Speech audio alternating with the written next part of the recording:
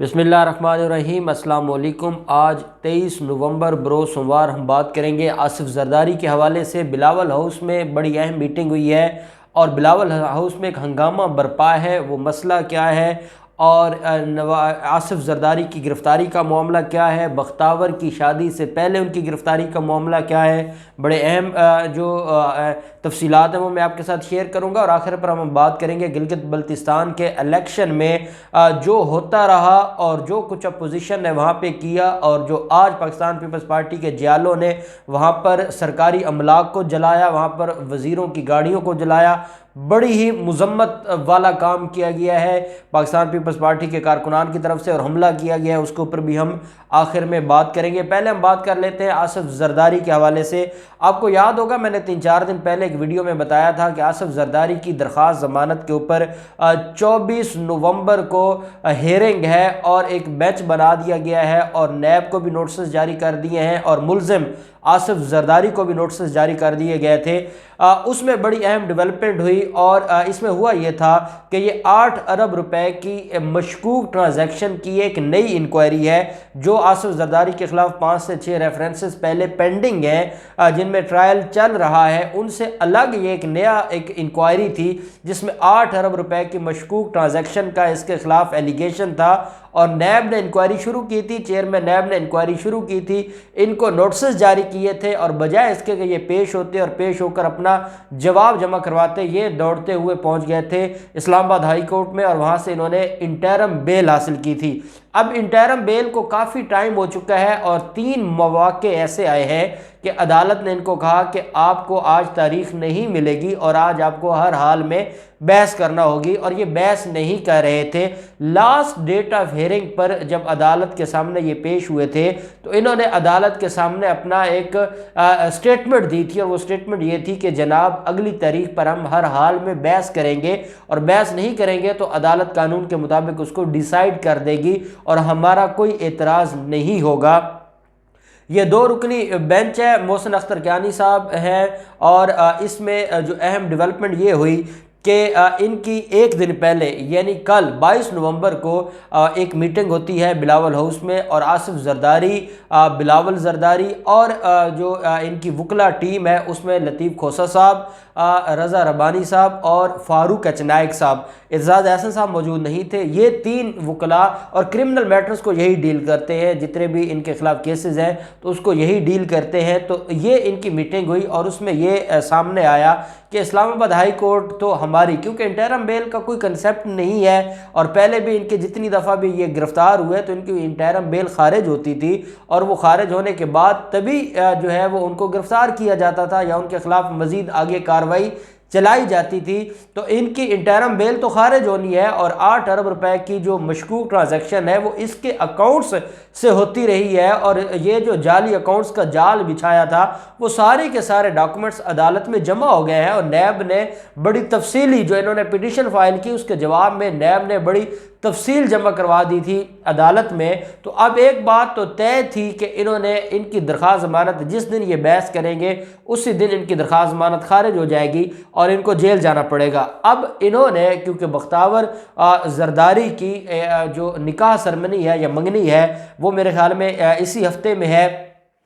उस सिलसिला में अब आसिफ जरदारी ने यह कहा अपनी वकला टीम को कि कुछ भी किया जाए एटलीस्ट मुझे अभी गिरफ्तार ना किया जाए और मुझे ये जो इवेंट है बिलावल हाउस में ये मैं अटेंड कर सकूं और उसके बाद फिर अगले उसको देखेंगे। तो आप किसी भी तरह कि ये जो तारीख़ है 24 नवंबर की इसको आप निकालें, आप इसमें कोई दरख्वास्त दें, आप इसमें कोई बहाना करें, कुछ भी करें, लेकिन एक तारीख़ हमें मिल जाए ताकि हम अपना ये फंक्शन जो है इसको देख लें और बाकी मामलात बाद में देखेंगे। अगर बाद में गिरफ्तारी होती भी है तो खैर है। अब आपको मैंने बताया था कि आसिफ जरदारी ने आजकल जो बीमारी ड्रामा रचाया हुआ है और वो जब से उनकी ये दरख्वास्त ज़मानत में उनको आखिरी मौके मिलना शुरू हुए थे वो हॉस्पिटलाइज हो गए थे और वो वहाँ जाकर हॉस्पिटल में बैठ गए थे और वहाँ से वो वीडियो लिंक के ज़रिए जो मीटिंग्स हैं पीडीएम की उसको भी अटेंड कर रहे हैं और सारे मामलात को भी देख रहे हैं। लेकिन वो इस गिरफ्तारी से बचने के लिए उन्होंने बीमारी का ड्रामा रचाया था। तो आज 23 नवंबर को वकला जो है आसिफ जरदारी के उनकी तरफ से इस्लामाबाद हाई कोर्ट में एक दरख्वास्त फाइल की गई है। एक सिविल जो है جو ایک درخواست ہے سی ایم فائل کی گئی ہے اسلام آباد ہائی کورٹ میں، جس میں موقف یہ اختیار کیا گیا ہے کہ آصف زرداری بیمار ہیں اور آصف زرداری عدالت میں پیش نہیں ہو سکتے، تو اس لیے آصف زرداری کو حاضری سے استثناء دی جائے۔ ہمیشہ جب ملزم حاضر نہ ہو تو عبوری ضمانت یا جو انٹرم بیل ہوتی ہے اس میں کبھی بھی جو کارروائی آگے نہیں چلتی یا عدالت اس میں فیصلہ نہیں سناتی۔ اس کی وجہ یہ ہے کہ ادھر بیل خارج ہوگی، ادھر ہی نیب حکام ان کو گرفتار کر لیں گے، اور نیب حکام پچھلی 2 تاریخوں سے تیار ہو کر آتے ہیں آصف زرداری کو گرفتار کرنے کے لیے، اور کل بھی آصف زرداری نے گرفتار ہونا تھا۔ انہوں نے یہ درخواست فائل کر دی ہے اور اس میں انہوں نے 7 میڈیکل رپورٹس لگائی ہیں۔ میڈیکل رپورٹس اس لیے لگائی گئی ہیں کہ دیکھیں ان کے لیے کوئی مسئلہ نہیں ہے، یہ کل عدالت میں پیش ہوتے اور پیش ہو کے جج صاحب کو یا جو آنریبل بینچ ہے ان سے یہ کہتے کہ آصف زرداری بیمار ہیں، وہ آج پیش نہیں ہو سکتے، تو ہمیں معافی دی جائے، ان کی حاضری سے استثناء دی جائے اور کیس کو اڈجرن کیا جائے۔ یہ کر سکتے تھے، لیکن ایسا کیوں نہیں کیا؟ اس کی وجہ یہ ہے کہ یہ خود کمٹمنٹ دے کر آئے تھے عدالت میں کہ اگلی تاریخ میں ہر حال میں یہ بحث کریں گے اور ملزم کو پیش کروائیں گے، اس لیے انہوں نے ایک دن پہلے ایک الگ سے درخواست فائل کی ہے، اور اس درخواست کے ساتھ جو میڈیکل رپورٹس ہیں وہ ساری کی ساری اٹیچ کی ہیں اور عدالت سے استدعا کی ہے کہ ان کو استثناء دی جائے۔ اب اس کے اوپر جو صبح کارروائی ہوگی، اور کارروائی میں عدالت دیکھیں جو ہائی کورٹس ہوتی ہیں وہ پابند نہیں ہے، وہ چاہیں تو وہیں پہ کل ہی بحث سن کے ان کی ضمانت خارج کر کے نیب حکام کو کہیں کہ وہ کراچی سے اس کو گرفتار کر لیں اور وہ کر لیں گے، یا ہو سکتا ہے کہ عدالت ان کی جو اس استدعا کو منظور کرتے ہوئے ایک اور موقع فراہم کر دے۔ یہ عدالت کے اوپر ڈیپینڈ کرتا ہے، لیکن اس وقت بلاول ہاؤس میں ایک ہنگامہ بپا ہے، کیونکہ جو بختیور زرداری ہے اس کی جو منگنی ہے اس کا ٹائم بھی قریب آ رہا ہے، اس ایونٹ کا ٹائم بھی قریب آ رہا ہے، اور آصف زرداری کو اپنی گرفتاری بھی نظر آ رہی ہے، اور یہ جو بلاول زرداری ہے وہ یہ چاہتے ہیں کہ کسی طریقے سے ہم اس ایونٹ کو جو ہے وہ بہتر طریقے سے جو کر سکے، اٹینڈ کر سکے آصف زرداری۔ اور ایک اگلی بات کہ کل کی ہیئرنگ میں جو لطیف کھوسہ کے ساتھ فاروق اچنائک صاحب بھی عدالت میں پیش ہوں گے، اور یہ مل کے جو سینئر وکلاء ہیں یہ عدالت سے ریکویسٹ کریں گے، اور اس طرح سے یہ ریلیف لینا چاہتے ہیں۔ اب دیکھتے یہ ہے کہ عدالت ان کو ریلیف دیتی ہے یا نہیں دیتی، اس کا پتہ کل چلے گا، لیکن درخواست آج انہوں نے فائل کر دی ہے۔ ان کا جو خوف ہے، گرفتاری کا جو خوف ہے، نیب کی تیاریوں کا جو خوف ہے، نیب کے جو کیس کا خوف ہے، اور جو نیب نے عدالت میں پروف جمع کروا دی اس کا خوف ہے کہ یہ پچھلے 3 دن سے میٹنگز کر رہے ہیں کہ کس طریقے سے ہم ان دنوں میں اس مصیبت سے اور اس گرفتاری سے بچ سکیں۔ اب اس کے اوپر کل جو بھی ڈیولپمنٹ ہوگی ہم آپ کے ساتھ شیئر کریں گے، کیونکہ کل اسی بینچ کے پاس جو نواز شریف کی اپیلیں بھی، نیب کی نواز شریف کی خلاف اپیلیں، اور جو نواز شریف کی جو میڈیکل رپورٹس ہیں اس کے حوالے سے جو درخواستیں فائل کی گئی تھیں اس کے اوپر بھی کل سماعت ہونی ہے اسی بینچ کے پاس۔ تو ان دونوں کیسز کی انشاءاللہ جو احوال ہوگا وہ میں آپ کے ساتھ شیئر کروں گا۔ ہم ساتھ بات کر لیتے ہیں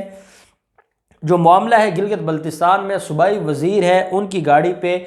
جو ہے وہ دھاوا بولا گیا ہے۔ یہ معاملہ ہے GB2 کا، جو حلقہ نمبر 2 ہے، اس میں الیکشن ہوا تھا اور پہلے پاکستان پیپلز پارٹی جیت گئی تھی، پھر اس کے بعد دوبارہ جب ری کاؤنٹنگ ہوئی تو 2 ووٹوں سے پاکستان تحریک انصاف جیت گئی تھی، اور ابھی ان کا وہ دھرنا اور احتجاج وہاں پر پینڈنگ تھا، وہ چل رہا تھا کہ جب ان کو لگا کہ جیتنے والے امیدوار کو انہوں نے جو ہے جو جیت کا سرٹیفکیٹ ہے وہ جاری کر دیا الیکشن کمیشن نے، تو وہاں پر ہنگامہ ہوا اور یہ اس حد تک آپے سے باہر ہو گئے کہ انہوں نے نہ صرف ایک وزیر کی گاڑی جلائی، اس کے علاوہ 3 اور گاڑیاں جلائی۔